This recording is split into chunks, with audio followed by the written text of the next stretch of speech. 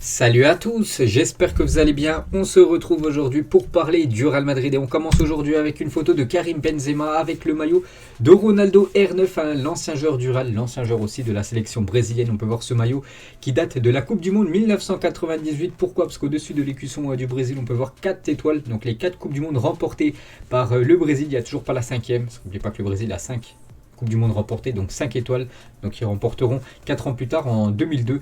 Donc voilà, Benzema, grand fan bien sûr de R9, hein.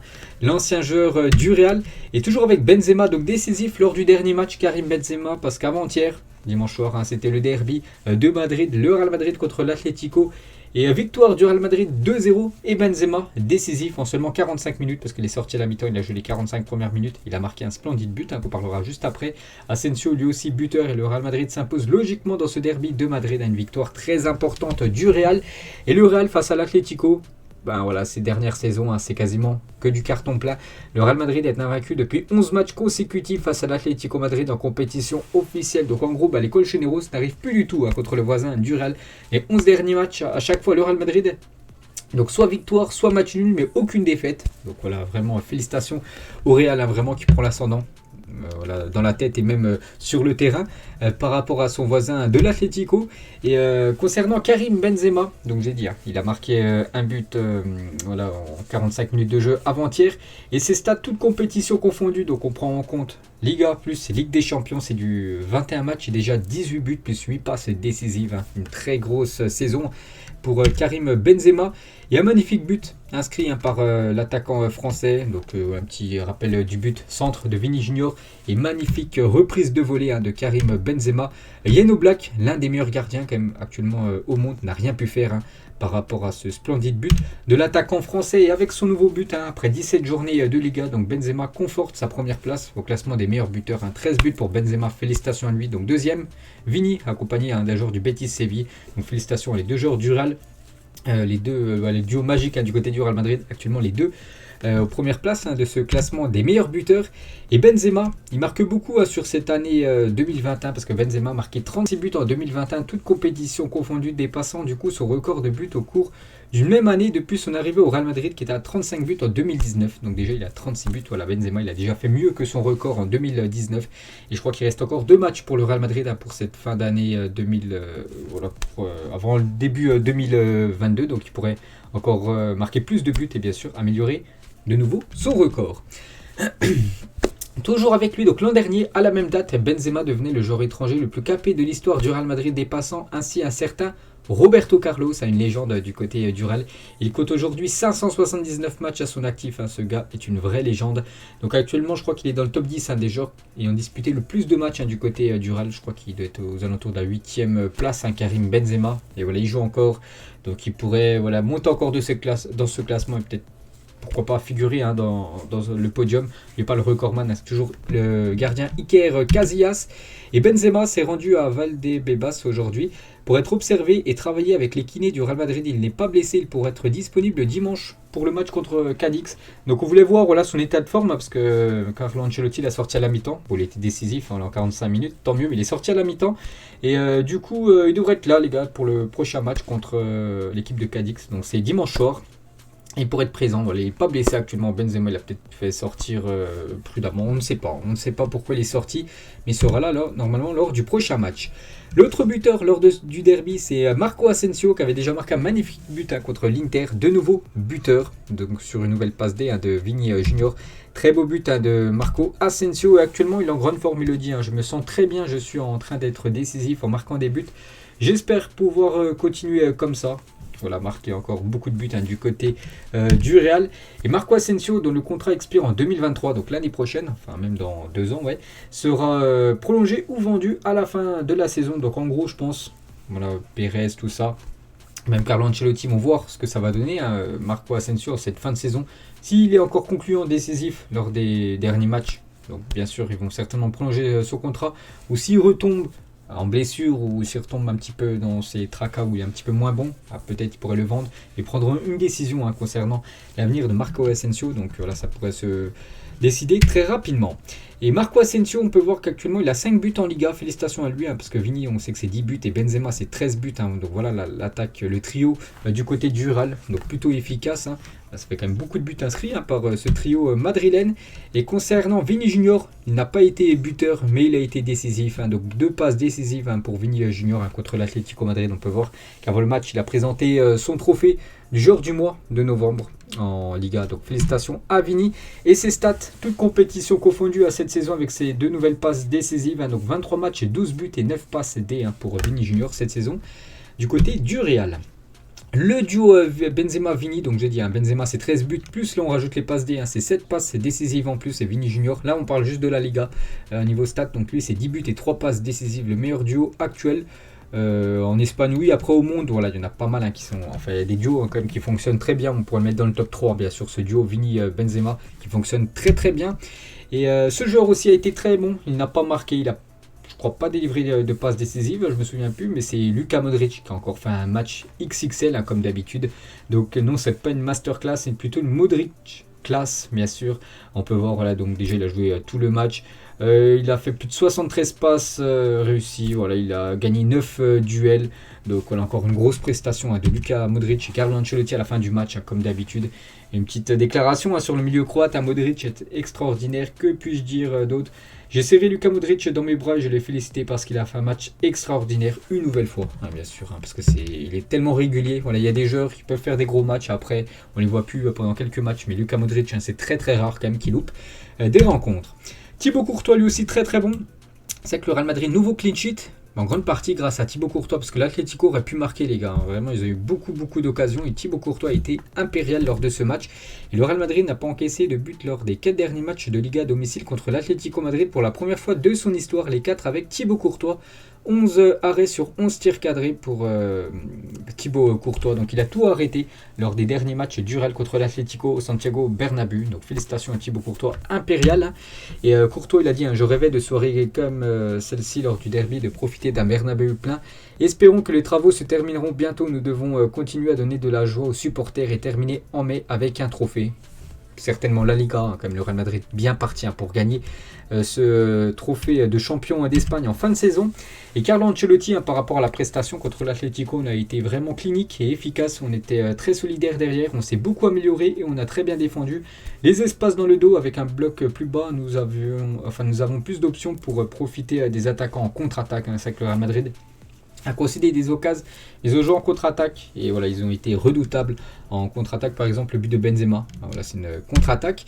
Et quelques autres déclarations de Carlo Ancelotti, je ne vais pas tout lire, donc il parle de Benzema allait bien hier, mais il a une petite gêne musculaire en fin de première mi-temps et j'ai préféré ne prendre aucun risque, donc c'est pour ça qu'il est sorti à la mi-temps. Benzema il a dit sinon je sais pas, nous avons une bonne séquence et une bonne dynamique. Le problème maintenant, c'est que la Liga n'est pas encore terminée, malgré que le Real Madrid bien parti pour gagner ce championnat. Il dit, il reste encore 21 matchs. Nous sommes heureux de ce que nous avons fait, mais nous devons regarder vers l'avenir, bien sûr. Il parle aussi de Vini. Vini s'améliore. Je ne lui parle pas beaucoup, car je n'ai pas grand-chose à lui dire. Je lui dis juste d'être efficace, de ne pas dribbler. Pour dribbler, il doit faire des choses pour aider l'équipe. Voilà ce que dit, bien sûr, Carlo Ancelotti. N'oubliez pas, la troisième déclaration, il parle de 2014-2015. Ils avaient remporté 22 matchs d'affilée, toutes compétitions confondues. C'est incroyable. Et actuellement, le Real Madrid est sur une magnifique série de 10 victoires consécutives. Donc c'est déjà bien. En 2014, 22 matchs d'affilée en gagnant. C'était incroyable, cette série du Real. Et inarrêtable, cette équipe du Real Madrid en une du journal Marca. C'était hier. Le Real Madrid poursuit sa domination. Il prend 8 points d'avance sur Séville, 9 sur le Betis, 13 sur l'Atlético et la Real Sociedad et 18 sur le Barça. Connexion létale, Vini Benzema pour la 10e victoire consécutive du Real que j'ai parlé juste avant. Les 5 derniers matchs du Real Madrid, que des victoires. Donc 4 matchs à domicile, 4 victoires, un match à l'extérieur, une victoire.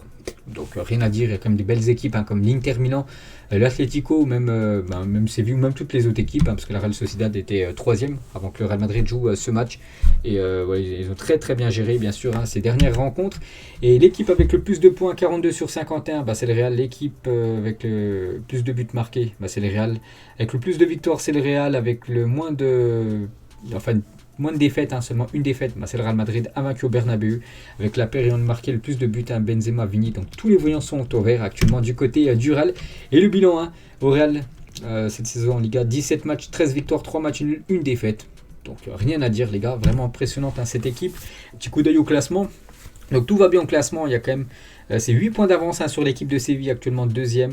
Voilà, c'est un début de saison on peut dire quasiment parfait hein, pour le Real Madrid. Hein.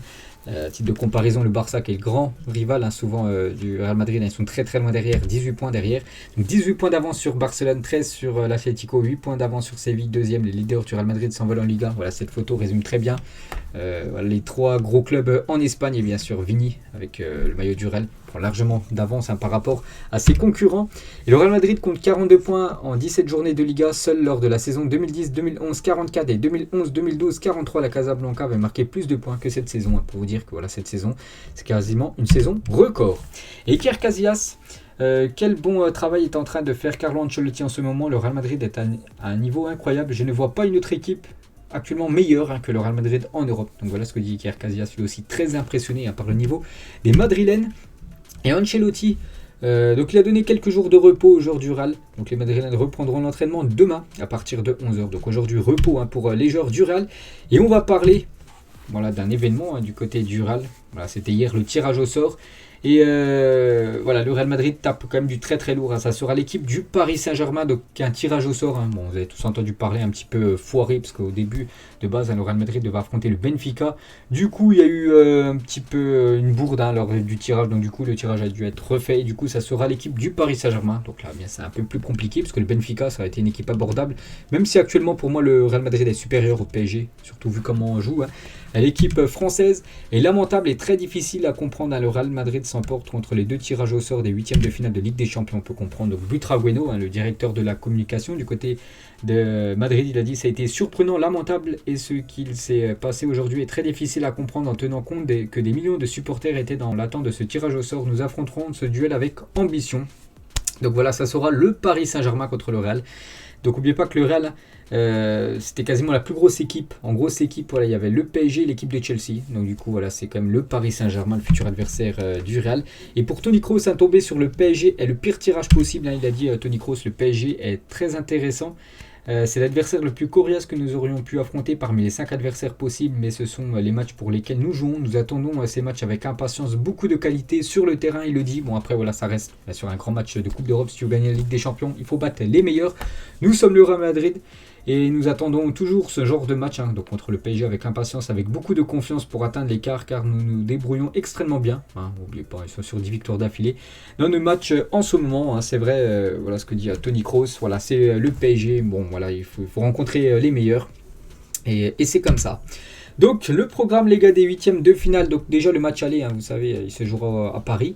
Vu que le Real a terminé premier de son groupe, donc le Real recevra lors du match retour. Donc mardi 15 février, 21h, Parc des Princes, et un mois plus tard, le mercredi 9 mars 2022, au Santiago Bernabéu.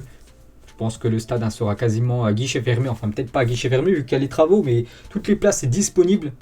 Voilà, pour le match, hein, je pense que ça sera tout vendu parce que ça sera bien sûr un très très gros match avec des immenses stars hein, comme dans l'équipe adverse qui vont venir du côté de Madrid.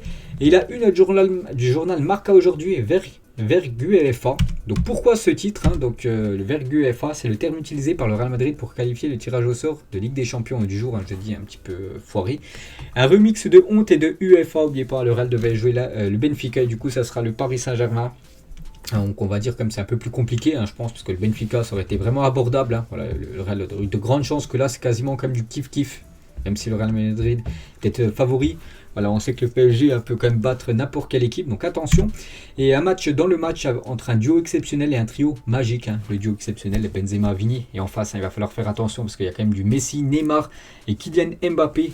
3 immenses champions. Et imaginez les gars, vous savez que Kylian Mbappé, hein, c'est peut-être un futur transfert du côté du Real, on en parle quand même souvent. Mbappé signera au Real, enfin imaginez si Mbappé signe au Real Madrid le 1er janvier, après contrat, parce qu'il pourrait rejoindre gratuitement, vu qu'il est en fin de contrat avec le PSG.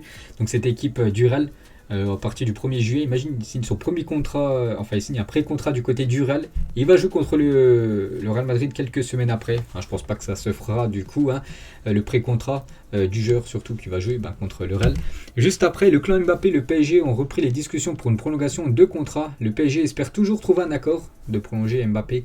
Mais c'est mal parti, hein, car le Real Madrid sait qu'il a une longueur d'avance dans le dossier. Et bien sûr, hein, Mbappé ne veut pas prolonger. Hein, voilà, lui veut venir du côté du Real. Il va falloir faire attention aussi à ce joueur, hein, que tout le monde connaît, bien sûr, la légende Léo Messi. Maintenant, il ne joue plus, hein, du côté de Barcelone, il joue du côté du Real.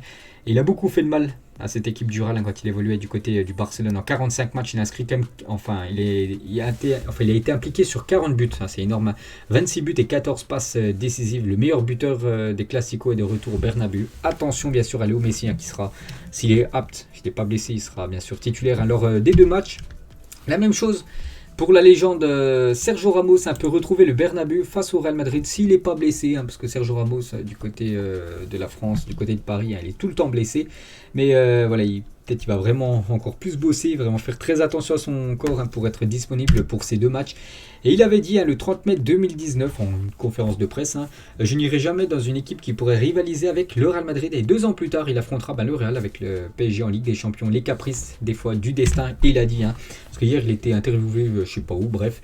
Le destin est capricieux et j'aurais aimé affronter une autre équipe. J'ai beaucoup d'affection pour le Real Madrid, les supporters, et cela ne changera jamais. Maintenant, je suis au Paris Saint-Germain et je ferai tout mon possible pour que mon équipe se qualifie, hein, bien sûr. Sergio Ramos, maintenant c'est un joueur du PSG. Et voilà, il va faire tout son possible, hein, pour que le PSG se qualifie, malgré que c'est son club, quasiment son club de cœur. En face, toujours avec SR4, il parle voilà, de sa relation toujours avec le Real. Chaque fois que je peux, je regarde les matchs de Madrid et de la Liga. Vini est un grand joueur, le jeu du Real Madrid passe par lui et ça sera un élément important dans les années à venir. Je l'aime beaucoup et je suis content qu'il joue à ce niveau. Donc voilà, il le dit, Sergio Ramos, qui regarde quasiment, quand il le peut, tous les matchs du Real Madrid, hein, toujours très attaché à cette équipe du Real, Sergio Ramos. Et il dit, hein, je ne sais pas si Vini et Mbappé peuvent jouer ensemble. Cela ne dépend pas de moi, je veux avoir les meilleurs joueurs dans mon équipe. J'espère qu'il sera avec nous pendant de nombreuses années, en parlant de Mbappé. Hein. C'est un jeune joueur qui a un bel avenir devant lui. Voilà la belle déclaration de Sergio Ramos envers Kylian. Donc voilà ce qu'on pouvait dire, hein, voilà, sur la Ligue des Champions. On va parler cette fois-ci de l'équipe féminine, voilà, qui jouait le Clasico espagnol. C'était contre le Barça, c'était dimanche à midi, et défaite, hein, du Real Madrid 3-1 contre les Blaugrana. N'oubliez pas que le FC Barcelone, hein, c'est actuellement la meilleure équipe au monde. Enfin, ils ont gagné la dernière Ligue des Champions. Les Joueuses, on va parler de Rodrigo. Et le Real Madrid ne souhaite pas se séparer de Rodrigo cet hiver, avance Fabrizio Romano. Une prolongation de contrat serait même à l'étude. Donc ses stats cette saison, c'est 19 matchs, 2 buts et 3 passes décisives. Donc des stats quand même très, très légères, hein. C'est vrai que si on compare avec le crack en attaque, Vini Junior, lui qui est décisif. Rodrigo, bon après il est il n'est pas tout le temps titulaire, vu que c'est des fois Asensio, de temps en temps c'est lui. Bon après c'est des stats quand même très limités, hein, quand même pour Rodrigo. Je pense qu'il doit vraiment surtout s'améliorer ses niveaux finition, parce que par exemple contre l'Inter il a eu pas mal d'occasions, mais tout hors cadre. Concernant Rudiger, hein, on en parle quasiment tout le temps dans les vidéos Real Madrid, et voilà, c'est vraiment imminent, hein. Le Real Madrid serait favori, hein, pour signer Antonio Rudiger libre l'été prochain. Donc ce sera encore une belle recrue, hein, pour le Real Madrid. N'oubliez pas qu'il y a le Bayern, hein, qui aimerait aussi le récupérer.